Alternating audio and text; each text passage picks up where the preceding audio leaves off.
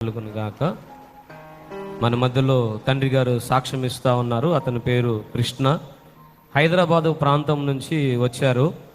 గడిచినటువంటి కొద్ది దినాల నుండి మలము విసర్జించేటువంటి ప్రదేశంలో ఆ పేగ అంతా కూడా పాడైపోయి మోషన్ కావట్లేదని హాస్పిటల్కి వెళ్ళి చూపించుకున్నప్పుడు, అయ్యా మరి ఇది పేగ అయితే పూర్తిగా పాడైపోయింది, ఇది ఇబ్బంది పడేటువంటి పరిస్థితులు ఉన్నాయి, ఒకవేళ సర్జరీ చేస్తాము, అయినప్పటికీ కూడా అది సరిగా పనిచేస్తుందా లేదా అనేది మేము గ్యారంటీ ఇవ్వలేము అనేటువంటి మాట వైద్యులు చెప్పినప్పుడు, ఎవరో వారికి చెప్పారట, తండ్రి సన్నిధి ప్రాంతం, చిలకలూరుపేట ప్రాంతంలో తండ్రి సన్నిధి చర్చి ఉంది, అక్కడి గనక మీరు ఫోన్ చేసి మీ యొక్క ప్రార్థన రిక్వెస్ట్ కనుక మీరు అడిగినట్లయితే తప్పకుండా సంఘమంతా కలిసి ప్రార్థన చేస్తారు, అక్కడ నుండి దేవుడు మీకు సహాయం చేస్తాడని చెప్పారట.